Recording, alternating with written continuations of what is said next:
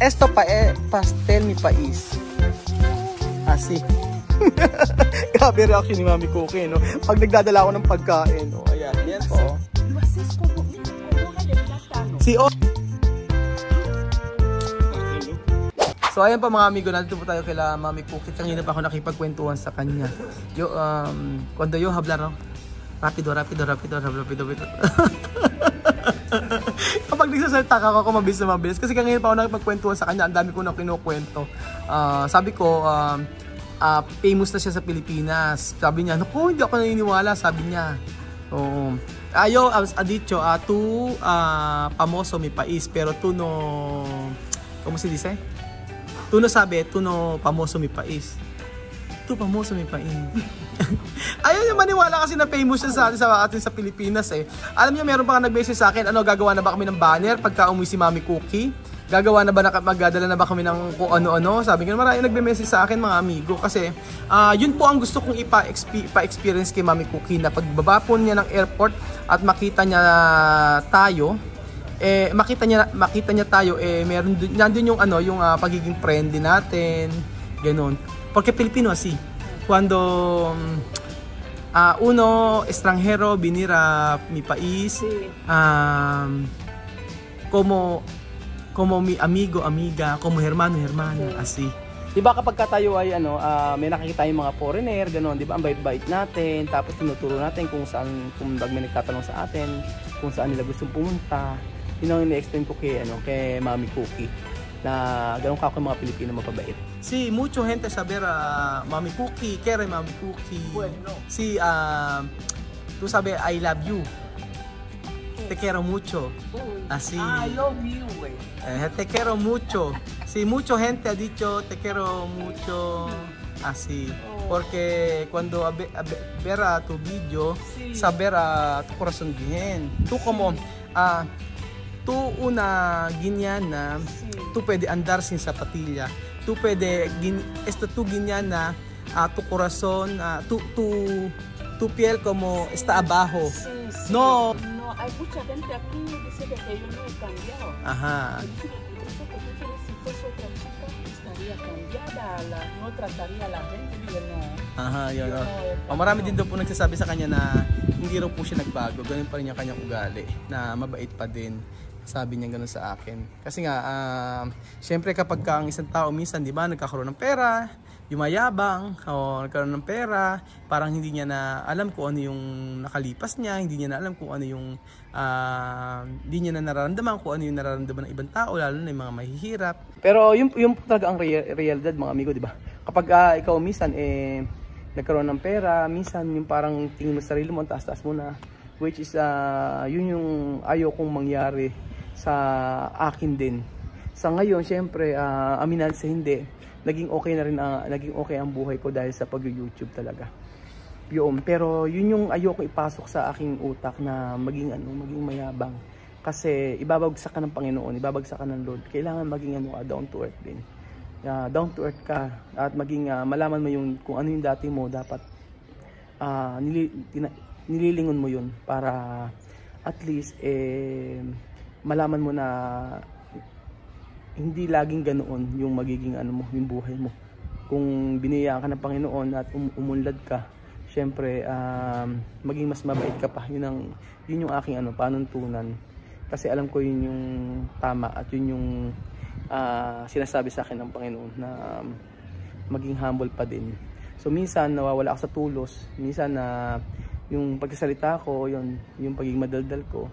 Pero lahat nun ibinibigay ko na sa Lord. Sabi ko, patawarin mo ako Panginoon kung meron ako mga nasabing hindi maganda. Ganun po. Ganun yung aking kasi 'di ba nabuhay ako na nagkaroon ng takot sa Panginoon at nung once na inaccept ko si Lord na aking personal savior, lahat ng aking problema, lahat ng aking suliranin binigay ko na sa kanya. And then once pala na ganoon, i-bless ka ng Lord.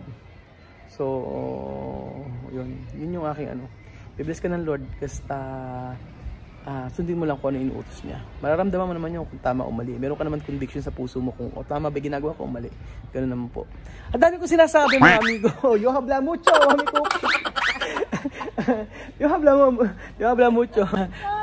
Solo yo hablar, mami Cookie, cuando tú vidas, por ejemplo, Dios dar mucho dinero contigo, o Dios dar mucho dinero conmigo, Sí. tu costumbre y todos igual. Sí.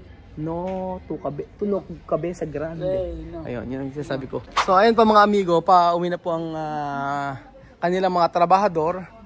At hapon na po dito mga amigo. So, napansin ko na arawan yung bayad sa kanila. Arawan yung mga binabayad pag sa mga trabahador dito. So, ayun pa mga amigo, kulang po sila Kuya Fernando ng plato para may papatikim po ako sa kanila na isang pagkain Pilipino. So, kagabi po ay sinipag ako talaga na magluto. Tapos, sabi ko kay Mami Cookie, may pero nakapapatikim sa kanila na isang pagkain Pilipino na sana magustuhan nila. Ayan. Mami Cookie, esto comida se llama kasaba cake. Nawawala ako kay kasaba cake po yan mga amigo. Esto tuberculo, pero diferente. No, esto como yuca pero diferente. Porque esto pastel, como pastel mi país. Así. Pero actually ni Mami Cookie, no? Pag nagdadala ako ng pagkain, ayan. Ayan po, Lo haces con hoja de plátano. Si hoja de plátano. En plan africain. Ayan, masasarapan kaya sila sa ating Efer. Ven. mira de olor. Esto una pastel mi país. De yuca. Sí. Esto con horno. ¿Cómo lo has hecho? Pero poco dulce. Un pastel, ¿no? De yuca. ¿Usted cree que los filipinos no saben comer o qué? Ajá. ¿Qué sabor? Ese sabor me recuerda cuando era pequeña. Cuando cocinaban los mayores un maíz. Con maíz. Ajá, machacar. Maíz así fino. Y lo hacían así parecido, pero sin azúcar. Es ese olor que me viene cuando era niña. Niña. No lo recuerdo. Naalala daw niya yung pagkain na to nung bata daw siya, parang mais daw. Tiene sabor como maíz. Como maíz. Como maíz. Cuando se deshace ahí. Sí, ahí. cuando hacían eso con maíz bien machacado, bien fino como así. Sí. Y lo hacían con hoja. Ajá. Quiere parecer como también, pero eso tiene azúcar, como arepa. Arepa. Arepa, una comida de parte de Colombia y esos países latinos. Arepa. Sí. Para daw arepa, pagkain ng mga Colombiano. Como Filipinas. Pero esto, tubérculo, rayar. Sí. Cuando después rayar, pone salsa de coco. Después tiene condensada. Y después también arriba tiene huevos, así. Después poner en horno.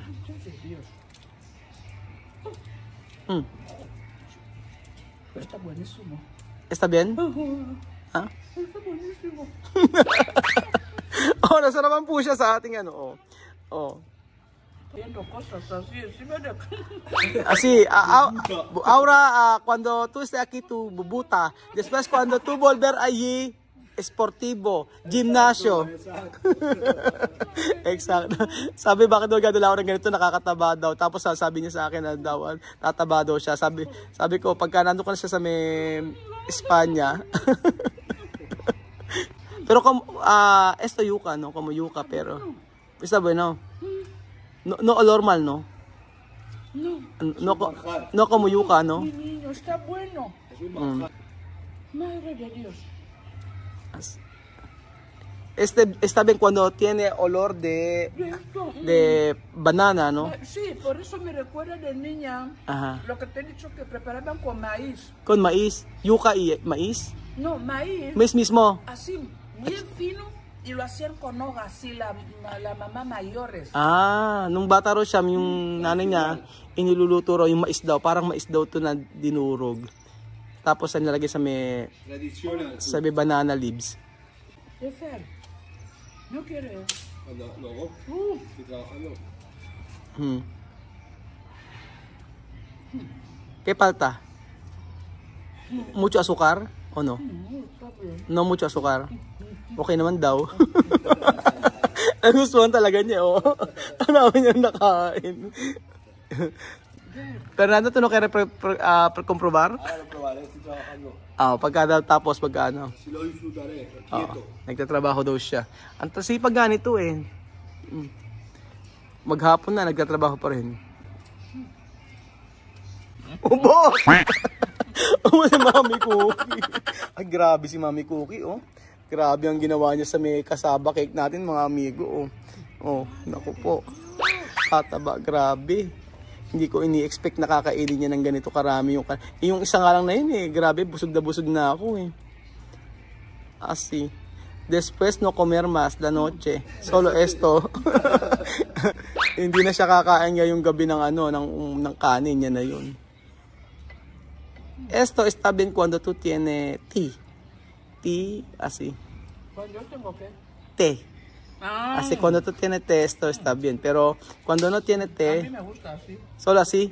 Pero no me critiques que yo no he puesto té a Raúl, ¿eh? No. Os dice de que Raúl me viene aquí de sorpresa. Cada día, ¿no? Pero mucho Pilipino quiere ver una guineana o una nacionalidad comer comida filipina. Eso está bueno. Está bueno, ¿no? Está bueno, ¿eh? Quien no prueba, se lo pierde. Ajá. No lo disfruta. Ya está disfrutando ahora de la cultura filipina. Sí, esto tradicional la comida de mi país. Así. Pero sin mentir, ¿ha? ¿Cómo va a mentir? Termina poco. O nga pala, parang magsisinungaling eh, kalahati na naubos niya. So, ito, kay Fernando na po ito, yung kalahati, tika-kalahati sila. Todos? Nakakatuwa lang nakita natin sila kumakain ng kasaba cake. O, di ba? Pero ang maganda, nagustuhan niya yung ating kasaba cake. Salamat naman at nagustuhan. Minsan kasi nadalawang isip ako kung magugustuhan niya yung mga matatamis. Kasi gusto ko ipatikim sa kanila yung mga pagkain natin ng ganyan, yung mga minatamis. Leche plan siguro sa susunod. Kaso, or sinigang. Ano po bang maisasuggest yung mga amigo na ipapakain natin sa kanya? Ayan po, naubos niya na. Comment down below mga amigo kung ano ang pagkain na ipapatikim natin kay Mami Cookie. Luluto ko po mga amigo para sa kanya. Kay Fernando po yung kalahati na yan. Sa Fernando, butter meron todo? Eso para Fernando. Está mucho. Casi toma la mitad. Así. Sí. Él no tiene problema cuando comer mucho porque cada día es sportivo. Así. Oh, kahit anong problema kay Fernando. Lakas kumain ni Fernando eh. Cuando Fernando comer arroz, ¿cuánto plato? Ese plato así, mucho. ¿Así? A comer arroz. Caramba. Casi cuando venimos comprar un saco, así tengo que comprar más saco. Me gusta arroz mucho. ¿Qué arroz tú compras? ¿Qué clase de arroz? No hay problema. No hay problema. Me gusta comer arroz. Por él comería arroz todos los días. Si Fernando daw araw-araw kumakain ng arroz, sabi ni Mami Cookie, mahilig daw sa arroz. Esto puede poner la nevera, sí, para no gastar. Pero esto cuando tú no poner, no va a gastar también. Sabi ko pwedeng lagay sa refrigerator. Si lo va a terminar ahora. Va a terminar, no poner. Hindi na lang lalagay sa refrigerator, mauubos na raw po lahat, sabi niya. Bueno. Está bien. Okay daw, sabi ni Mami Cookie. Ulit. Ang sinabi ko. Así. ¿Quién? ¿Fernando? Otro. Yo le decía que me llamen Cookie. ¿Quién? Yo, decirle. Ajá. Pero cuando ellos son grandes, ellos me llaman mamá, madre. Cuando Fernando bebé, habla Cookie. Yo decía que me llamen Cookie. Por eso no habla madre. Pero ahora que son grandes, madre. Madre, más mejor madre. Porque esto respeto. Sí, así. Sí. Ayun, sabing gano'n ni Mami Cookie ay nung bata raw si Fernando, ang tawag doon sa kanya Cookie. Kasi yun daw yung naituro niya. Pero nung lumaki na raw ay madre na o nanay na ang tawag ni Fernando. Me agradezco de que todo pueblo filipino está viendo mis videos. Os quiero mucho, de verdad, de corazón. hasta mi marido os quiere mucho. Todos los días cuando habla conmigo dice de que me Cookie, di a Raúl que les mando muchos besos y que salude al pueblo filipino. Os queremos mucho, de verdad, de corazón, de verdad. Os quiero. Besos.